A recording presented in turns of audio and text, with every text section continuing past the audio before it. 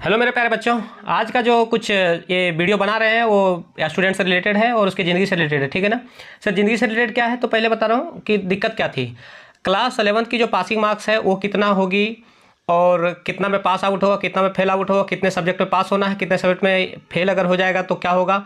अगर इस तरह की बातें के लिए मैं वीडियो बनाने जा रहा हूँ। तो बहुत स्टूडेंट का कहना था कि सर अगर मेरे को एक सब्जेक्ट में नंबर कम आ रहा है, दो सब्जेक्ट में नंबर ठीक है, एक में बहुत कम आ गया तो कैसे क्या होगा, कॉलेज का इंटरनल का क्या है। तो पूरा मैं वीडियो बताऊंगा इस वीडियो में, ठीक है ना। इस वीडियो में बताऊंगा ये कि पासिंग मार्क्स क्या है और फर्स्ट डिवीजन क्या है, सेकंड डिवीजन क्या है, ये मैं पूरा बताने का कोशिश करूंगा, ठीक है ना। और मैं हर एक बात को क्लियर करने का पूरा कोशिश करूंगा और क्लियर हो भी जाएगा। अगर कोई बच्चे को अगर कोई तरह का दिक्कत होगी तो कमेंट कर सकते हो, ठीक है ना। तो मैं चलता हूँ पॉइंट वाइज। क्या बोलता मतलब ये 11th का पासिंग मार्क्स जो है ये 2024 का है, ये नया नोटिस है, ये समझो। तो टोटल नंबर ऑफ सब्जेक्ट जो है सो कितने होंगे, 5 होंगे। कितने, 5। अब जब 5 है तो टोटल सब्जेक्ट तो 5 हो गया, लेकिन सर टोटल पास होना कंपलसरी है। तो कौन नहीं चाहता कि हर एक सब्जेक्ट में पास हो। पास तो पांचों में होना कंपलसरी है, मतलब ठीक लगता है। लेकिन कोई बच्चे ऐसा भी होते हैं आज के डेट में कि कुछ बच्चे ऐसे एग्जाम देते तो कोई सब्जेक्ट बाई चांस कोई कारणवश तबियत खराब होने के कारण कोई कारणवश खराब चला गया कोई सब्जेक्ट बाय मतलब, ठीक है ना। तो 4 सब्जेक्ट में पास होना अनिवार्य होगा। अगर टोटल 5 सब्जेक्ट था, पास होने का कंडीशन क्या है, 4 सब्जेक्ट, बोला ठीक है कंपलसरी है। सर जैसे फिजिक्स में, केमिस्ट्री में, फिजिक्स है, केमिस्ट्री है, मैथ है, ये सब्जेक्ट वाइज की बात कर रहा हूँ, ठीक है ना। तो पास होना 4 सब्जेक्ट में कंपलसरी है। पहला पॉइंट 5 में से 4, बोला ठीक है सर, ये बात तो समझ में आ गया। दूसरी बात ये है कि ठीक है सर सब्जेक्ट का समझ में आया।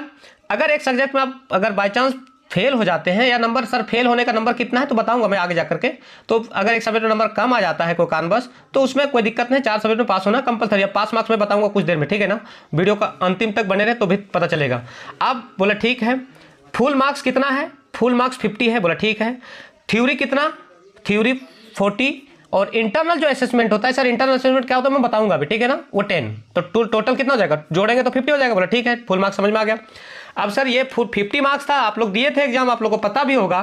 तो एक बात बताओ पासिंग मार्क्स कितना होगा, 50 में से पासिंग मार्क्स कितना होगा। तो मैं सब चीज लाया हूं इस वीडियो के माध्यम से ही लाऊंगा और दिखा भी दूंगा और पता भी चल जाएगा।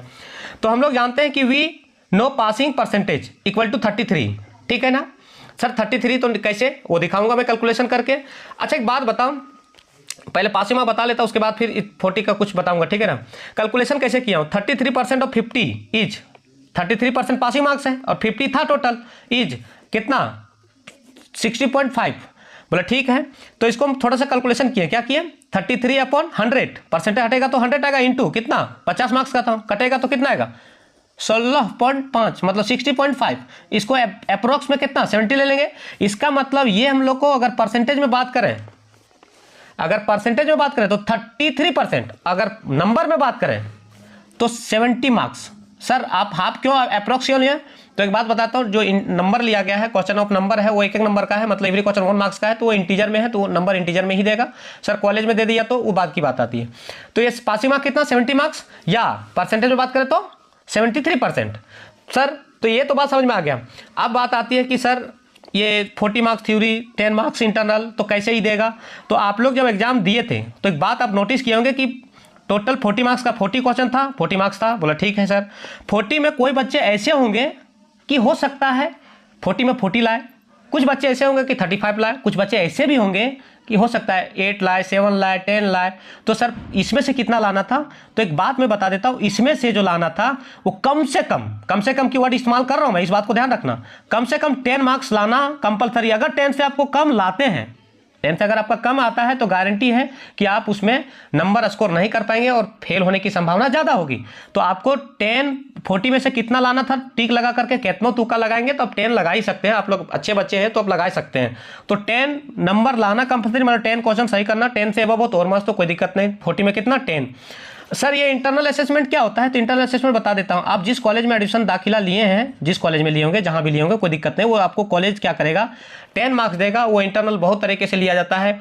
एक होता है आपको कॉपी इंटरनल एग्जाम लिया जाएगा, वाइवा लिया जाएगा, फिर आप लोग को बिहेवियर देखा जाएगा, आपका टीचर के साथ कॉम्बिनेशन कैसा है, आपकी एक्टिविटी कैसा है, आप स्मार्ट है पढ़ने में नहीं, हर चीज़ देखा जाता है। E10 मार्क्स जो स्कूल देता है या कॉलेज देता है, जो भी आपका होगा, तो ये आपको हो सकता है अच्छा बच्चा होंगे, मतलब बिहेवियर अच्छा होगा, पढ़ने में अच्छा होंगे, तो इसमें से हो सकता है कोई बच्चे को 9 भी मिल सकता है, किसी को 8 भी मिल सकता है, किसी को 7 भी मिल सकता है। लेकिन हर कॉलेज चाहता है कि मेरी कॉलेज के बच्चे स्मार्ट हो, अच्छे पढ़ाई लिखाई हो, उसकी भी अच्छी से एकदम बात भी चले, तो हर कोई चाहता है। तो 8, 9 तो दे ही देता है। बहुत अच्छे बच्चे जो होते हैं उसको 10 दे दिया जाता है। 10 बहुत रेयर केस में दिया जाता है, ये भी बात बता देता हूँ।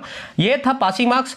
अब मैंने कैलकुलेशन करके आपको बता दिया, और आपको कितना मार्क्स कहाँ से लानी थी वो बता दिया, परसेंटेज कितना था वो बता दिया, परसेंटेज तो पता चल ही गया, और कितना नंबर लाना था ये भी बता दिया। तो कुल मिलाकर के आप लोग को कितना मार्क्स लाना था, 17 मार्क्स लाना था, दोनों मिलाकर के, इंटरनल, कॉलेज, अपना जो कॉलेज देगा सो, और जो आपको थ्योरी में लाना था वो। अब बात आती है कि सर 11th का डिवीजन चलता है या ग्रेड चलता है, तो मैं इसके लिए भी एक छोटा सा नोट लिख रखा हूँ। नोट ये है कि 11th के लिए डिवीजन होता है, डिवीजन आप समझ रहे होंगे। अब डिवीजन होता है तो ठीक है sir, first division, second division, third division. Sir आप ग्रेड चलता है, आपको क्या लगता है? तो ग्रेड में एक बात बता दूं, ग्रेड जो होता है सो 10 से नीचे होता है, 9, 8 ये सब जो होता है ग्रेड वाइज चलता है। Grade A, grade B, grade C जो भी चलता है वो ग्रेड वाइज चलता है। लेकिन जो 11th है, 10th से जो एबव है, 10th हो गया, 11th हो गया, 12th हो गया, ये सब परसेंटेज की बात करता है।